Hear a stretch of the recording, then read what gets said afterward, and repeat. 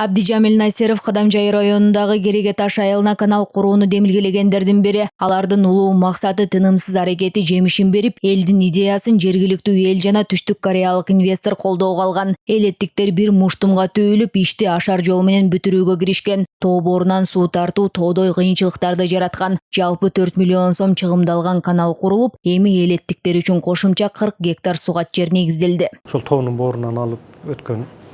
Аны эми ошо элдин күчү менен болду да. Элдер жергиликтүү ошол айылдын тургундары өздөрү кылышты, жасашты. Анан жаңы айыл кыймылы өзүнүн өнөктөштөрүнөн ошо материалдарын алып берди. Акчага бир 4 миллион сомдой акча коротулду. Ошону жаңы айыл кыймылы өнөктөштөрү менен алып берди. Эми Кереге Таш айылынын ынтымактуу эли жаңы жол курууну пландоодо. Анткени союз мезгилинде Тоют талаасына барчу жол туура эмес курулуп, жашоочулар жазында эгин талаасына жете албай убара тартат. 5 чакырым узундуктагы жолдун курулуш иши 10 күндөн кийин башталып, 1 айда бүтөт. Ага 2 миллион 600 миң сом каражат жумшалмакчы. Баягы жаз келген маалда үрөн себе турган убакытта машиналар чыга албай калат да. Анан үрөн 1 айга кечигип эгилет. Жаздын бир күнү 1000 күнгө тете дегендей, кечигип эккенде кайрак жерде эми алчы. Түшүмдү жакшы бербей калат да. Элдер бүт Тоютту ошол жерден алат да. Ошон үчүн эгерде биз мына күнгөйдөн салсак, таштуу жерден ал жерде кар жатпайт.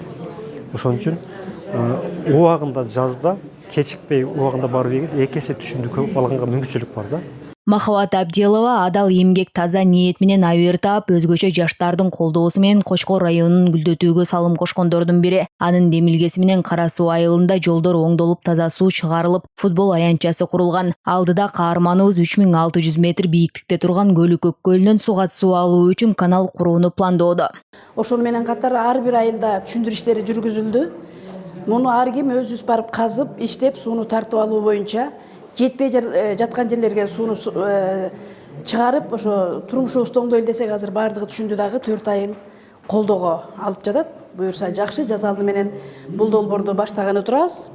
Эгерде баштап калса, ушу 4 айыл элдин суу жетпей жаткан 2000 гектарга жакын сугат суу менен камсыз болот дагы, бир топ үй бүлө турмуш шартын жакшыртып, айдоону айдап ошо үйүнө кирешени жакшыртабышат. Элет элинин жашоо шартын жакшыртууга багытталган долбоорлорду Кыргызстандын жаңы айыл кыймылы колдоп келет. Бул коомдук бирикме бүгүн Борбор калаада өлкөнүн келечеги айылдагы күчтүү жамааттардын колунда аталышында форум өткөрдү. Ага аймактардагы алдыңкы атуулдар катышып, аткарылган иштери боюнча маалымат берип, тажрыйба алмашты. Бул уюм саясаттан алыспыз. Ошол себептен биз өзүбүзчө форумда башка бир кызыкчылык болбосун деп, ошон үчүн жеке өзүбүз уюшулуп, анан биздин өнөктөштөр менен чогуу ушундай форумду түзүп, азыркы оор акыбалда биз мамлекетибизге өзүбүздүн салымыбызды кошойлу деп ыктыяр түрүндө иштеп жүрөбүз. Кыргызстандын жаңы айыл кыймылы коомдук бирикмеси 2010-жылдан бери калктын социалдык жашоосун жакшыртууга басым жасап келет. Бүгүнкү күндө 7 облуста таза суу, жол жана ирригациялык каналдар курулуп, ондогон долбоорлор ишке ашкан. Айтолкун Анапияева, Арген Молдалиев, 5 канал.